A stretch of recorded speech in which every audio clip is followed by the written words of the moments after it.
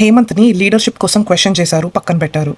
Deepak almost బాల్ని own చేసుకున్నాడు and 3 times ball దక్కించుకొని లాస్ట్ ఫైనల్ స్టేజ్ వరకు కష్టపడ్డాడు. చరణ్ ఆడాల్సిన చోట ఆడాడు, మాట్లాడాల్సిన చోట మాట్లాడాడు. బట్ మాస్టర్ మైండ్ శాలిని మాత్రం గేమ్ మొత్తం కంట్రోల్ చేసి అన్నీ తన కంట్రోల్లో ఉండి తను లీడర్ అయ్యేలా చేసింది.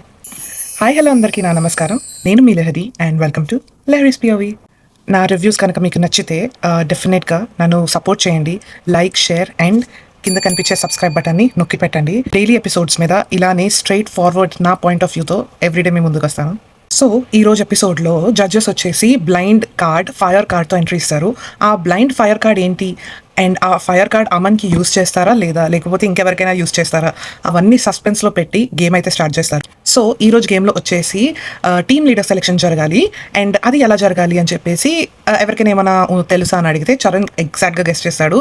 లైక్ ఒక పర్టికులర్ టీమ్ మెంబర్ ఎవరైతే సెలెక్ట్ అవుతారో వాళ్ళు వచ్చేసి ఎవరు టీమ్ లీడర్ అవ్వకూడదు అని సెలెక్ట్ చేస్తారో అట్లుంటుందేమో గేమ్ అని చెప్పి ఎక్స్ప్లెయిన్ చేస్తాడు. ఎగ్జాక్ట్లీ అదే గేమ్. ఇప్పుడు అందరు ప్లేయర్స్ ఒక స్టార్ట్ పాయింట్లో ఉంటారు. బాల్ పైనుంచి కింద పడుతుంది. అది కింద పడి 1 bounce అయ్యాక బాల్ పట్టుకోవాలి. ఆ బాల్ ఎవరి చేతిలో ఉంటే వాళ్ళు ఒక 2 persons నామినేట్ చేయొచ్చు అండ్ వాళ్ళు లీడర్ రేస్ నుంచి బయటకు పెట్టవచ్చు. అండ్ ఒకవేళ same person second time ball పట్టుకుంటే మాత్రం సెకండ్ టైం నామినేట్ చేయలేరు. ఆ బాల్ వచ్చేసి వేరే వాళ్ళకి పాస్ చేయాలి. బట్ ఇక్కడ అడ్వాంటేజ్ ఏంటి అంటే బాల్ మనం వేరే వాళ్ళకి ఇచ్చాం కాబట్టి వాళ్ళు తిరిగి నిన్ను నామినేట్ చేసి రేస్ నుంచి బయటకు తీసేయలేరు. అది క్యాచ్. ఫస్ట్ రౌండ్లో వచ్చేసి మిథిలేష్ పట్టుకుంటాడు. ఫైనలీ ఆయన పర్సనాలిటీ తగ్గట్టు ఒక మంచి టాస్క్ పడింది. ఆయన ఎంత బాగా ఫిజికల్ టాస్క్ ఆడారో అంతే బాగా కూడా ఆయన స్ట్రైట్ ఫార్వర్డ్గా మాట్లాడుతున్నాడు. వెంటనే రాజ్కుమారికి ఓట్ చేసి ఏమంటారంటే, Rajkumari is a good team player but ఆవిడ ఒక టీమ్ లీడర్గా ఆడే అంత లేదు అని నేను అనుకుంటున్నాను. కానీ రాజ్కుమారి గారు అడుగుతారు, ఎందుకు లేదు, నేను ఇప్పటివరకు లీడర్ కాలేదు, నువ్వు నాదేమీ చూడలేదు అని ఆవిడ కాన్స్టెంట్గా ఇంకా అడుగుతానే ఉంటారు, క్వశ్చన్ చేస్తూనే ఉంటారు. ఈలోపు మిథిలేష్ ఏమంటాడంటే, మీరు అగ్రెసివ్ అవ్వకండి, పాయింట్ టు పాయింట్ మాట్లాడదాము. ఇప్పటి వరకు ఆడిన గేమ్స్లో కూడా మీరు ఎందులో కూడా ఇట్లా లీడర్షిప్లా లేకపోతే అది ఓన్ చేసుకొని ఒక రెస్పాన్సిబిలిటీ తీసుకొని ముందుకు నడిపించి చేసినట్టు ఏం లేదు, బట్ మీరు టీమ్ ప్లేయర్గా అయితే బాగా ఆడారు అని చెప్పి చెప్తాడు. తర్వాత వచ్చేసి సెకండ్ రౌండ్లో దీపక్ బాల్ పట్టుకుంటాడు. దీపక్ రాగానే ఎవరు లీడర్షిప్కి తగిన వాళ్ళు కాదు, తీసే ఒక ఇద్దరిని అంటే ఫస్ట్ వచ్చేసి ఆయన హేమంత్ పేరు ఎంచుకుంటాడు. హేమంత్ ఎందుకు అంటే గట్స్ ఉన్నాయి కానీ అసలు ఆయనకి మోటివేషన్ లేదు, ఆయనకే మోటివేషన్ లేకపోతే టీం మెంబర్గా ఏం మోటివేట్ చేస్తాడు అని చెప్పేసి అన్నాడు. దాని తర్వాత వాళ్ళకి 2 and 4 కాన్వర్సేషన్స్ అవుతాయి. కాన్వర్సేషన్స్ అయిన టైంలో కూడా కాన్స్టెంట్గా దీపక్ ఆయన పాయింట్స్ పెట్టి is making the other person look bad. అదే కదా కావాలి అందరికీ, మనం పాయింట్స్ ఎట్లా చెప్తే అవతల వాళ్ళు మాట్లాడకుండా ఉండాలి. ఆయన అలాగే చేస్తారు. హేమంత్కి ఏం చెప్తారంటే, నువ్వు వెళ్ళి మన టీం మెంబర్స్లో ఎవరైనా ఇద్దరిని వెళ్ళి నువ్వు బాటమ్ 2 అని ఒప్పించు, నేను ఈ బాల్ నీకు ఇచ్చేసి వెళ్ళిపోతా అని ఒక ఛాన్స్ ఇస్తాడు. హేమంత్ ఏమో నేను ఎందుకు ఒప్పించాలి, నాకేం సంబంధం అంటాడు. బట్ బిందు మాధవి కానీ శ్రీముఖి కానీ ఏం ఫీల్ అయ్యారంటే, అట్లీస్ట్ ట్రై చేసి ఉండాల్సింది, ఎందుకంటే ఆయన నీకు బాల్ ఇచ్చేస్తానంటున్నారు కదా అని చెప్పి ఒక పాయింట్ రేస్ చేస్తారు. తర్వాత వచ్చేసి దీపక్ వచ్చేసి గాయత్రిని పిక్ చేస్తాడు. That's a very valid choice, most undeserving candidate. ఇంకా దీని గురించి పెద్దగా మాట్లాడుకోవాల్సిన అవసరం లేదు. నెక్స్ట్ వచ్చేసి కూడా దీపకే బాల్ పట్టుకుంటాడు. సో ఈసారి వచ్చేసి ఆయన సేఫ్గా లీడర్ రేస్లో ఉంటాడు కానీ ఆ బాల్ వచ్చేసి రామకృష్ణకి పాస్ చేస్తాడు. ఇక్కడ నిజంగా చెప్పాలంటే రామకృష్ణకి గోల్డెన్ ఆపర్చునిటీ. ఆయనకు బాల్ వచ్చింది, ఆయన పాయింట్స్ పర్ఫెక్ట్గా బయట పెట్టి ఆయనకి ఎంత మాట్లాడే స్కిల్ ఉంది, నామినేషన్ స్కిల్ ఉంది అని ఆయన చూపించుకోవచ్చు. కానీ అన్ఫార్చునేట్లీ ఆయనకు అస్సలు వర్కౌట్ అవ్వలేదు. ఆయన రోహిత్ సెలెక్ట్ చేసుకున్నారు. రోహిత్ని సెలెక్ట్ చేసుకొని నిన్న నువ్వే ఫౌల్ ఆడావు, నీ టీం మెంబర్స్ ఏం ఆడతారు, టీం లీడర్ ఫౌల్ ఆడితే నువ్వు కరెక్ట్ కాదు అని అంటే రోహిత్ వచ్చేసి ఏంటి ఆ ఒక్కదానికే తప్పనేది కావాలని చేస్తారు, కావాలని లేకుండా ఒకసారి అన్ఇంటెన్షనల్గా జరిగిపోతుంది. ఈ బ్యాక్ మీద ప్రెషర్ పడినప్పుడు నాకు తెలియకుండా రిఫ్లెక్సెస్లో వెళ్ళి నేను ఆ తాండు పట్టుకున్నాను, అది నేను ఆల్రెడీ ఎక్స్ప్లెయిన్ చేశాను అని ఆయన అద్భుతంగా డిఫెండ్ చేసుకున్నారు. అసలు నేను మధ్యలో ఇంకేదో చెప్పడానికి ట్రై చేస్తున్నప్పుడు ఇంకా రోహిత్ అయితే ఫుల్ పీక్స్లో డిఫెండ్ చేసుకున్నాడు ఆయన్ని. లైక్ నేను టీం లీడర్గా ఉన్నాను, నేను లాస్ట్ వరకు నా టీం అందరికీ కీస్ ఇప్పించగలిగాను, నేను ప్రాపర్గా ప్లేస్మెంట్స్ చేశాను, ప్రాపర్ స్ట్రాటజీ వాడాను, అందుకే నేను విన్ అయ్యానని ఒక హై నోట్లో ఎండ్ చేస్తారు ఆయన.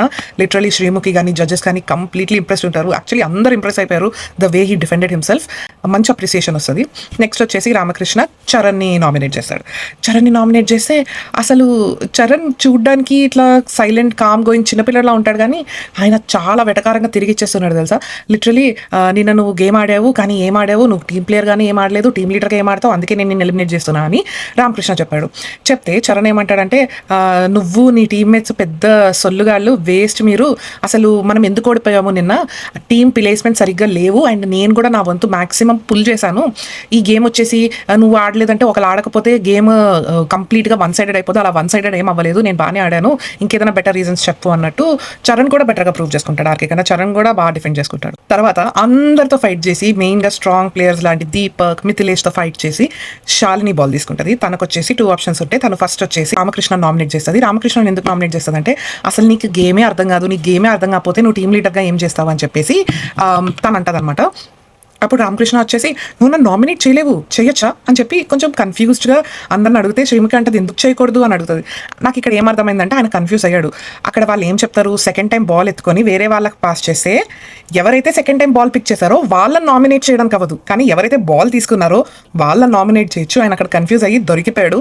శాలిని దొరికిందే ఛాన్స్ చాలా గట్టిగా వేసుకుంది అండ్ క్లియర్గా ఎక్స్ప్లెయిన్ కూడా చేసింది అండ్ క్లియర్లీ తన పాయింట్ ఏంటో ప్రూవ్ చేసింది అండ్ అబ్బాయి కూడా స్కోప్ ఇచ్చాడు. జ్యూరీ కూడా అదే అంటది, లైక్ నీ ఉన్న ఓన్ డ్రాబ్యాక్సే నువ్వు బయటకు పెట్టి ఆ అమ్మాయికి ఛాన్స్ ఇచ్చావని.